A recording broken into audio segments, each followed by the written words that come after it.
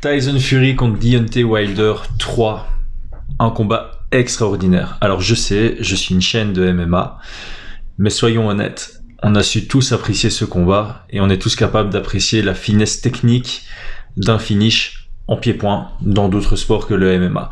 Et là, notamment, le finish de Tyson Fury est techniquement incroyable. La finesse technique qu'il a utilisée pour aller chercher cette finalisation est juste hors norme, surtout quand on considère que c'est dans le 11e round, il y a plus d'une demi-heure de combat qui précédait ça, que la demi-heure de combat était ultra intense, et qu'il a pris des knockdowns, arrivé à faire ça face à un des meilleurs boxeurs poids lourds de tous les temps, c'est ouf. Alors oui, on peut dire Deontay Wilder, techniquement, historiquement, c'est pas le meilleur poids lourd de tous les temps, mais ça reste un gars super dangereux et super capable et super compétent, il serait pas là sinon.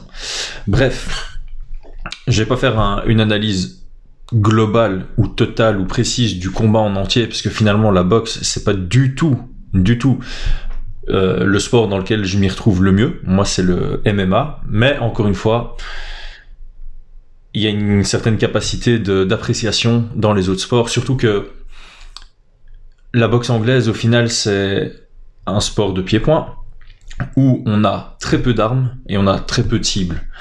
On prend l'exemple de la comparaison du Muay Thai, on a 8 armes, the art of 8 limbs, comme on dit.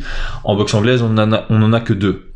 Et on a que les cibles corps, tête, entre guillemets, pour simplifier vraiment. Ce qui fait que, et en plus avec les gros gants, j'en passe par rapport au MMA, ce qui fait que moins d'armes, moins de cibles, plus de créativité pour trouver les ouvertures, entre guillemets. Et donc ici, on va voir pas mal de points qui sont très intéressants, que ce soit pour les fans de boxe ou pour les fans de MMA, parce que on peut tirer vraiment des leçons de ce qu'a fait Tyson Fury dans ce combat. Cette séquence est juste ouf sur plein de points, et on va analyser tout ça. Alors j'ai juste pu récupérer un format Instagram du finish, mais ce sera amplement suffisant pour analyser tous les points. Donc on est parti ici. On va vraiment voir séquence par séquence. Alors le premier point ici qui est très très intéressant, c'est l'esquive sur le jab. Je vais pas revenir trop dessus. Esquiver. Donc, j'aime bien parler de cette logique en fait. En MMA, en boxe anglaise, défendre, on a chaque fois que 3 options. Ok.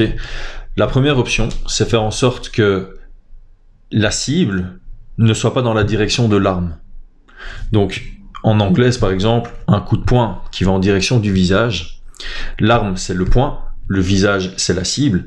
Si on déplace la cible pour que l'arme ne l'atteigne pas, on défend bien. Ici, on parle d'esquive. Soit on esquive à gauche, soit à droite, soit on fait un step back, soit on désengage, soit on fait un duck under. On déplace la cible par rapport à l'arme qui a visé cette cible. La deuxième option, c'est mettre une autre cible qui fait moins mal. Je dis ça comme un gamin de 12 ans, mais pour simplifier, c'est vraiment ça. Si mon adversaire, avec son arme, son poing ici en l'occurrence, vise ma tête, la cible, et que je mets ma garde, mes poings, avec les gros gants, le fait que son coup de poing touchera mes gants, ça fait beaucoup moins mal que si ça touche mon pif. Donc, bloquer. Ça, c'est la deuxième option. La troisième option, c'est parry, ou dévier. On dévie la trajectoire de l'arme afin qu'elle ne touche pas la cible. Je peux laisser ma cible où elle est au début. Si l'arme, le poing, va vers ma tête, vers mon pif, qui est ma cible, et qu'avec une de mes mains, par exemple, je dévie pour que l'arme passe à côté, je me fais pas toucher. C'est les 3 options qu'on a pour défendre en boxe, en MMA. Donc ici, l'option que Tyson Fury a choisie, c'est l'esquive. Il a fait en sorte de déplacer la cible que Deontay Wilder visait pour ne pas se faire toucher. Il esquive sur l'extérieur. On peut esquiver sur l'intérieur, sur l'extérieur. Il esquive sur l'extérieur du jab de Deontay Wilder. Donc le jab est ici. Sa deuxième arme, elle est de ce côté-ci. Si la tête de Fury est par ici, il est dans l'alignement entre guillemets du direct. C'est toujours mieux, pas toujours, mais dans la plupart des cas, c'est mieux d'esquiver sur l'extérieur. En esquivant sur l'extérieur, le trajet que doit faire Deontay Wilder pour venir toucher sa cible avec son direct est beaucoup plus grande et il a pas l'angle. en se déplaçant, en esquivant sur l'extérieur. Ce sur quoi Tyson Fury peut capitaliser, c'est cet angle mort. Maintenant, ce qu'il va faire, c'est un side step ici. Il va continuer à prendre cet angle mort. Il va, entre guillemets, se diriger vers le dos de Deontay Wilder. En boxe, il n'y a pas les spins. Quand on se dirige vers le dos de quelqu'un en MMA, on doit faire très gaffe aux attaques en spin parce qu'on va créer une collision là. En boxe anglaise, ce qu'il y a de bien quand on se dirige par là, c'est qu'on sait qu'on annihile vraiment les armes de l'adversaire. Mon adversaire, ici l'adversaire, c'est Deontay Wilder, va devoir se déplacer, changer d'angle avant de pouvoir attaquer. Donc, on va un tout petit peu avancer ici. On va voir un très très beau side step. Et, hop, je vais revenir en arrière, pardon. Donc, le side step, c'est la jambe arrière ici de Tyson Fury qui va venir se déplacer encore plus vers l'extérieur. J'ai pas accès avec mes doigts de la jambe avant de Deontay Wilder pour créer cet angle dominant et garder un angle mort, entre guillemets. Ça, c'est pas très fluide. Je suis désolé par rapport à ça. Ici, Fury est vraiment presque dans le dos, mais en tout cas, on voit que Deontay Wilder ne voit pas la main droite de Fury. C'est l'arme avec laquelle il va charger et venir frapper. On va avancer un tout petit peu. Va-t-on la flèche? Hop, dans l'angle mort. On voit très bien que... Je vais remettre, parce que... on voit vraiment bien ici que le cross au-dessus du bras de Deontay Wilder... il s'y attend pas. Il le voit pas venir, ça fait mouche, ça le surprend et ça permet à Fury de continuer son combo. Ici, il essaie d'envoyer un crochet avant, ça manque de peu. Donc le crochet avant passe derrière la tête de Deontay Wilder, mais ça lui permet de venir chercher le clinch. Alors, ce jeu au corps à corps est très très intéressant. On va faire attention à ceci, la main gauche de Tyson Fury qui vient prendre l'arrière de la nuque de Deontay Wilder. À quoi ça sert? Ça sert à contrôler la distance pour maintenir Deontay Wilder au clinch. J'ai ma main derrière, il ne sait pas reculer. J'ai un contrôle sur le fait que lui ne peut pas reculer, donc je sais qu'il va rester entre guillemets collé à moi tant que je garde une pression avec ce bras. Deuxième point auquel on va faire attention, c'est l'autre main ici de Tyson Fury qui va contrôler la main gauche de Deontay Wilder. Il sait très bien que cette main-là, il peut pas l'attaquer à partir du clinch, dans la mesure où il va venir mettre sa tête ici. On va le voir dans une petite fraction d'image, parce qu'il va venir positionner sa tête à l'épaule. Voilà, ici, il est vraiment dans une position intéressante. Donc, on a un contrôle de nuque pour pas que Deontay Wilder puisse reculer. On a mis la tête à l'épaule ici pour pas que Deontay Wilder puisse venir frapper avec un large crochet de sa main droite, et on a un contrôle de la main gauche de Deontay Wilder pour pas qu'il puisse envoyer un uppercut par exemple à partir de ce clinch. Ici on a un Tyson Fury qui est en complet contrôle du clinch et ça va lui permettre à sa propre guise de en même temps désengager, il va reculer lui-même, il va lâcher sa main gauche pour pouvoir créer de la distance. Et au moment où il va lâcher le contrôle de cette main-là, c'est lui qui va envoyer l'uppercut. On va le voir ici. Hop, il recule. Au moment où il enlève sa tête, il vient placer ce petit uppercut ici. Poup. Très très beau. Et dans la transition, qu'est-ce qu'on va remarquer?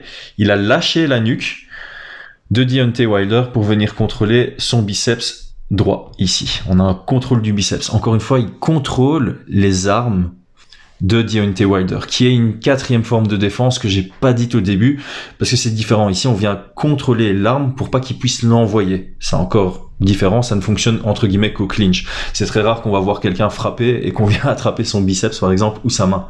On utilise une des trois armes une des trois méthode que j'ai définie plus tôt. Donc ici, il a vraiment son contrôle. Il sait que Deontay Wilder ne va pas l'attaquer avec sa main droite. Encore une fois, très très beau contrôle, et ça lui permet encore à nouveau d'envoyer une autre arme pour toucher. Ici, petit échange au clinch. Voilà, ici, rien de spécial. On a un Deontay Wilder qui commence à fatiguer, qui met pression à la cage dans le ring. On a une ouverture de ce côté-ci. Tyson Fury va prendre l'ouverture et il va en profiter pour placer un petit uppercut. Il n'y a pas beaucoup de détails à voir ici. Alors, après l'uppercut, quand même un petit point intéressant. Ici, on a un square feet. Okay, il est ni droitier ni gaucher. Square feet, ça c'est une position que notamment Mike Tyson, pas Tyson Fury, Mike Tyson utilisait beaucoup. Ça permet de générer pas mal de force sur les uppercuts et les crochets. Par contre, on n'a aucune puissance sur le jab et le direct. Nos jambes sont comme ça, on ne s'est pas envoyé en ligne avec beaucoup de force. Par contre, on s'est envoyé avec des rotations, uppercut et crochet. Il envoie son uppercut et puis il va placer son frame là. Il place son frame, il se place en gaucher. Il pousse avec son frame, donc le frame, ouais, je vais peut-être le notifier, hein, c'est son avant-bras droit qui vient à la glotte de Tyson Fury pour pouvoir le pousser et créer de la distance. Encore une fois, il a un contrôle sur la distance dans ce cas de figure-ci. Il passe en gaucher et là, il vient envoyer un large crochet du gauche. Donc au moment où il pousse, il sait que la cible, la tête de Wilder va être un peu plus loin que là où elle est avant de le pousser, et il va viser avec son crochet là où la tête sera, pas là où la tête est. On ne vise pas là où la cible est pour le moment, on vise là où on anticipe que la cible sera. Si on anticipe que la cible ne bouge pas, on vise la tête, enfin si on vise la tête par exemple. Si on anticipe qu'il esquive, on va viser là vers où il va esquiver. Ici, comme il pousse, il sait lui-même que la tête de Deontay Wilder sera plus loin et donc il va faire un crochet pas si serré que ça. Je vais remontrer un tout petit peu en arrière. Ici, le frame, il pousse et il envoie son crochet. Et il envoie son deuxième crochet qui finalise Deontay Wilder. C'est vraiment juste superbe. Hein. Je vais remontrer parce qu'il y a une précision là-dedans malgré la fatigue. On est en gaucher. Le frame permet de pousser pour envoyer un large crochet arrière, donc avec la main gauche. Au moment où il touche, regardez, hein, il se laisse emporter par son crochet, il passe en droitier. Vous voyez la jambe gauche, hop, je vais revenir en arrière. Au moment du crochet, il l'envoie vraiment avec beaucoup de puissance.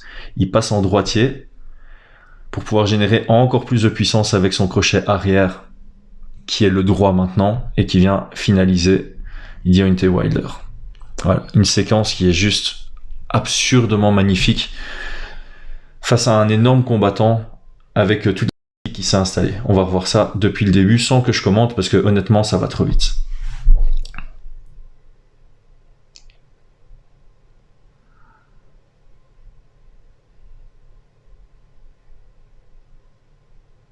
Toute la séquence est magnifique.